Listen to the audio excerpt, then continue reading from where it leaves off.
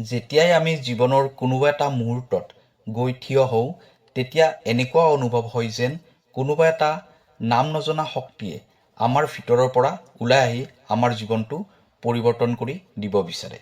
আজিৰ এই মেছেজটো কেৱল শব্দৰ মিল নহয়, বৰং ই আপোনাৰ হৃদয়ৰ স্পন্দনত লুকাই থকা এটা কেতিয়াও নুশুনা সত্যৰ প্ৰতিবিম্ব হয়, যিটো এতিয়া জাগ্ৰত হোৱাৰ সময় আহি পৰিছে। এই খবৰটো কেৱল আপোনাৰ বাবে, যিটো খবৰ শুনি আপুনি নিজৰ অস্তিত্বক এটা নতুন দিশত পোৱাৰ অনুভৱ কৰিব পাৰিব। যেতিয়া আমি জীৱনৰ সেই এন্ধাৰ ৰাস্তাৰে গৈ থাকোঁ তেতিয়া সকলোফালে কেৱল নিৰাশা আৰু সংকোচৰ ছায়া থাকে। তেতিয়া আমাৰ এনেকুৱা লাগে যেন আমাৰ আশাবোৰ ভাঙি ছিঙি গ'ল। কিন্তু সেই ৰাতিটোৱে, সেই কঠিনতাবোৰে আপোনাৰ আত্মাত সংযোগ হৈ আছিল, যিটো কেৱল সঠিক সময়ত জাগ্ৰত কৰিব পাৰি। আজি ইউনিভাৰ্ছে সেই সময়টো বাছনি কৰিছে, যিটো আপোনাৰ ভিতৰত লুকাই থকা এটা কেতিয়াও নুশুনা সত্য ওলাই আহিব বিচাৰিছে। প্ৰিয় দৰ্শক, যদি আপোনাৰ ব্যক্তিগতভাৱে যিকোনো সমস্যা হৈ আছে, আপোনাৰ চাকৰিৰ ক্ষেত্ৰত, আপোনাৰ পঢ়া শুনাৰ ক্ষেত্ৰত, আপোনাৰ প্ৰেমৰ ক্ষেত্ৰত, নাইবা আপোনাৰ বিবাহক লৈ কিবা সমস্যা হৈ আছে, তেনেহ'লে ভিডিঅ'ৰ স্ক্ৰীণত দিয়া নাম্বাৰত আমাক যোগাযোগ কৰিব। আমি আপোনাৰ সমস্যাসমূহ সমাধান কৰিবলৈ চেষ্টা কৰিম। ভিডিঅ'টো শ্বেয়াৰ কৰি দিব আৰু কমেণ্টত লিখিব থেংক ইউ ইউনিভাৰ্ছ, জয় বজৰং বুলি। এতিয়া হওক ভিডিঅ'ৰ পৰৱৰ্তী অংশলৈ যাওঁ। আপুনি যি দুখ কষ্টৰ দিনবোৰ পাৰ কৰিছে, সেই দুখ কষ্টৰ মাজতো এটা অদ্ভুত সুন্দৰতা আছিল। এইটো হ'ল সেই সুন্দৰতা যিয়ে আপোনাক প্ৰস্তুত কৰিছে, যাতে সেই সময়ত আপোনাৰ জীৱনৰ সঠিক পৰিৱৰ্তন হ'ব পাৰে। প্ৰত্যেক ব্যক্তিৰে জীৱনত কিছুমান এনেকুৱা সময় আহে, সেই সময়ত আমাৰ মনত এনেকুৱা অনুভৱ হয় যেন সকলোবোৰ থমকি ৰৈ আছে, যেন আপোনাৰ সকলোবোৰ আশা আকাংক্ষা শেষ হৈ গ'ল। কিন্তু বাস্তৱত এইটো হ'ল আপোনাৰ এটা নতুন আৰম্ভণিৰ সংকেত। আপোনাৰ সকলোবোৰ সংঘৰ্ষ, সকলোবোৰ কষ্ট, সকলো চকুপানীয়ে আপোনাক সেই লক্ষ্যৰ বাবে বাছনি কৰিছে যিটো পোৱাৰ বাবে আপুনি জন্ম হৈছে। আৰু আজি সেই সুযোগটোৱে আপোনাৰ দৰজাৰ সন্মুখত আছে। আজি আপোনাৰ সন্মুখত সেই নুশুনা সত্যটো প্ৰকট হ'বলৈ গৈ আছে, যিটো প্ৰাপ্তি কৰি আপোনাৰ হৃদয় কঁপি উঠিব। সেই সত্যটো আপোনাৰ ভিতৰত লুকাই থকা অনন্ত সম্ভাৱনা, আপোনাৰ গভীৰ আকাংক্ষা আৰু সেই অটুট বিশ্বাসৰ প্ৰতিবিম্ব হয়, যিটো আপুনি গোটেই জীৱনটোৱে কঢ়িয়াই লৈ ফুৰিছে। যেতিয়া আমি পিছলৈ ঘূৰি চাওঁ তেতিয়া আমি বুজি পাওঁ যে আমাৰ জীৱনৰ প্ৰতিটো কঠিনতা, প্ৰতিটো সংঘৰ্ষ আমাক এটা ডাঙৰ লক্ষ্যৰ ফালে আগুৱাই লৈ যোৱাৰ উদ্দেশ্যত হৈছিল। সেই প্ৰতিটো দিন যেতিয়া আপুনি অকলে দুখ কষ্টবোৰ সহ্য কৰি গৈছিল, সেই প্ৰতিটো ৰাতি আপোনাৰ টোপনি ভাঙি গৈছিল, সেই সময়বোৰে আপোনাক এইটোৱে শিকাইছে যে প্ৰকৃত জয় সেইটোৱে হয় যিটো আপুনি নিজৰ ভিতৰতে প্ৰাপ্তি কৰিব পাৰিব। আজি আপুনি সেই বিজয়ৰ প্ৰথম সংকেতটো পাইছে, এটা এনেকুৱা সংকেত যিটো অৱহেলা কৰাটো আপোনাৰ সাধ্যৰ ভিতৰত নাই। কাৰণ যিটো সত্য আপোনাৰ সন্মুখলৈ আহিব ওলাইছে সেইটো কেৱল কিছু সংখ্যক ব্যক্তিৰ ভাগ্যতে থাকে। আপুনি সেই ব্যক্তিসকলৰ ভিতৰৰ এজন ব্যক্তি হয় যাক ইউনিভাৰ্ছে কিছু গুৰুত্বপূৰ্ণ লক্ষ্যৰ বাবে বাছনি কৰিছে। এই মেছেজটোত এটা গভীৰ সত্য লুকাই আছে। আপোনাৰ জীৱনত যিবোৰ সমস্যা আহিছে, সেই সমস্যাবোৰ আপোনাক দুৰ্বল কৰাৰ বাবে অহা নাই, বৰং আপোনাক লুকাই থকা শক্তি জাগ্ৰত কৰাৰ বাবে আহিছে। আপুনি যিবোৰ দুখ কষ্ট পাইছে, সিমান গভীৰভাৱে আপুনি নিজেই নিজক বুজি পাইছে। আৰু আজি সেই জ্ঞানখিনিয়ে আপোনাক নতুন আৰম্ভণি দিছে।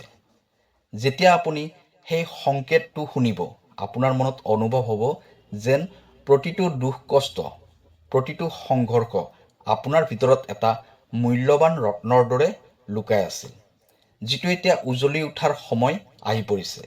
আপোনাৰ আত্মাত এটা অনন্ত শক্তি আছে, এটা এনেকুৱা শক্তি যিটো এই সম্পূৰ্ণ ব্ৰহ্মাণ্ডৰ গতিতকৈও তীব্ৰ হয়। এই শক্তিয়ে আপোনাৰ সপোনবোৰক বাস্তৱ কৰি দিব পাৰে, আপোনাৰ অটুট বিশ্বাসক আকাৰ দিয়ে। আজি এই মেছেজটোৱে আপোনাক এইটো ক'বলৈ আহিছে যে আপোনাৰ ভিতৰত থকা সেই শক্তি, সেই উজ্জ্বলতা এতিয়া বাহিৰলৈ ওলাই আহিব বিচাৰিছে। আৰু যেতিয়া এইটো বাহিৰলৈ ওলাই আহিব তেতিয়া আপোনাৰ জীৱনৰ লক্ষ্যও সেই অনুৰূপেই পৰিৱৰ্তন হৈ যাব। এই সময়খিনিৰ ভিতৰতে আপোনাৰ সপোন, আপোনাৰ সকলোবোৰ আশা আকাংক্ষাই নতুন গতি ল'ব। আজিৰ এই মেছেজটোৱে আপোনাক এইটোৱে শিকাব যে কেনেকৈ আপোনাৰ ভিতৰত লুকাই থকা শক্তিবোৰক জাগ্ৰত কৰিব পাৰিব, কেনেকৈ আপুনি আপোনাৰ সপোনবোৰক বাস্তৱ ৰূপ দিব পাৰিব। প্ৰতিটো দিন, প্ৰতিটো সময়তে আপোনাৰ জীৱনৰ বাবে এটা নতুন কাহিনী লিখা হয়। আৰু আজি যেতিয়া ইউনিভাৰ্ছে আপোনাৰ বাবে এই মেছেজটো পঠিয়াইছে, তেনেহ'লে বুজি লওক যে আপোনাৰ জীৱনত এটা নতুন অধ্যায় আৰম্ভ হ'বলৈ ওলাইছে। সেই অধ্যায়টোত আছে আপোনাৰ সকলোবোৰ সপোন, সকলোবোৰ ইচ্ছা, সকলোবোৰ আশা। এই সকলোবোৰ একেলগে আপোনাৰ জীৱনত দেখা দিব। সেই অধ্যায়টোত না ভয় থাকিব, না সংকোচ থাকিব, কেৱল এটা উজ্জ্বলতা থাকিব যিয়ে আপোনাৰ জীৱনটোক এটা নতুন দিশ দিব। যেতিয়া আপুনি নিজৰ ভিতৰলৈ জুমি চাব, আপুনি দেখিব যে আপোনাৰ ভিতৰত কিমান গভীৰতা আছে, কিমান ক্ষমতা আছে। সেই ক্ষমতাৰ কথা আপুনি কেতিয়াও ভবাই নাছিল, যিয়ে আপোনাক আচৰিত কৰি তুলিব। এই মেছেজটোৰ সকলোবোৰ শব্দতে এটা শক্তি আছে, এটা নতুন আশা আছে, যিয়ে আপোনাক অনুভৱ কৰাব যে আপুনি কেৱল নিজৰ বাবেই নহয়, বৰং সেইসকল ব্যক্তিৰ বাবেও জন্ম হৈছে যাক আপোনাৰ উজ্জ্বলতাৰ প্ৰয়োজন আছে।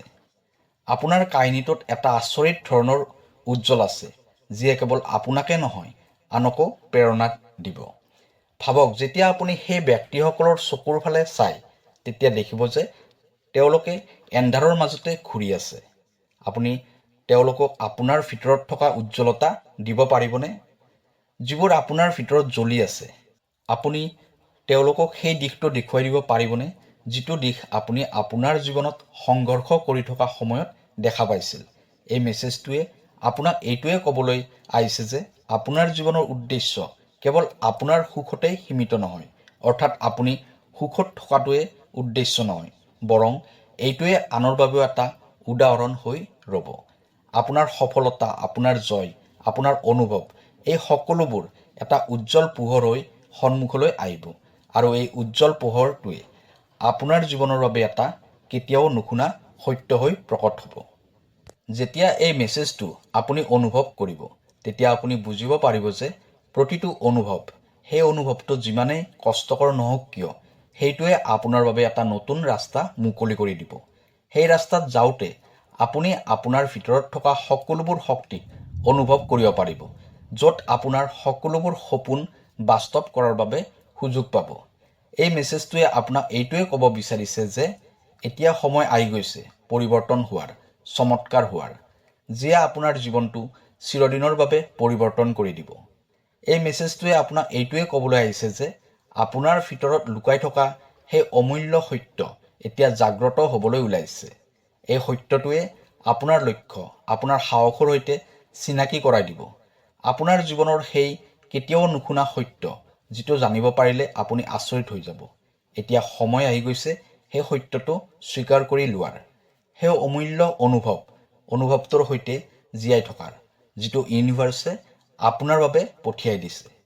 আপোনাৰ সকলোবোৰ অনুভৱে নিজৰ কৰি লওক, সেইটো যিমানেই কঠিন নহওক কিয়, কাৰণ প্ৰতিটো অনুভৱেই আপোনাৰ বাবে এটা শিক্ষা হয়, এটা নতুন ৰাস্তা হয়, যিয়ে আপোনাক সেই নজনা সত্যটোৰ ওচৰলৈ লৈ যাব। যেতিয়া এই নুশুনা সত্যটো প্ৰকট হ'ব, আপোনাৰ জীৱন পৰিৱৰ্তন হৈ যাব। এইটো মেছেজ নহয়, বৰং এটা নতুন আৰম্ভণিৰ আহ্বান হয়।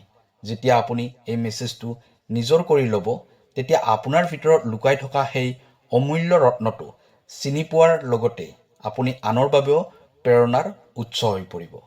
আপোনাৰ শব্দ, আপোনাৰ কাহিনী, আপোনাৰ আত্মা সকলোবোৰ এটা নতুন দিশলৈ গতি কৰিব। যদি এই মেছেজটোৱে আপোনাৰ হৃদয়ত স্পৰ্শ কৰিছে, তেনেহ'লে এইটো আপোনাৰ ভিতৰত ৰাখি লওক। এই নুশুনা সত্যটো অনুভৱ কৰক আৰু নিজৰ কৰি লওক আৰু আগবাঢ়ি যাওক এটা নতুন লক্ষ্যৰ ফালে, যিটো লক্ষ্য ইউনিভাৰ্ছে আপোনাক দিছে। প্ৰিয় দৰ্শক, ভিডিঅ'টো কেনেকুৱা লাগিলে জনাব। কাইলৈ আকৌ লগ পাম অন্য এটা ভিডিঅ'ত। ধন্যবাদ।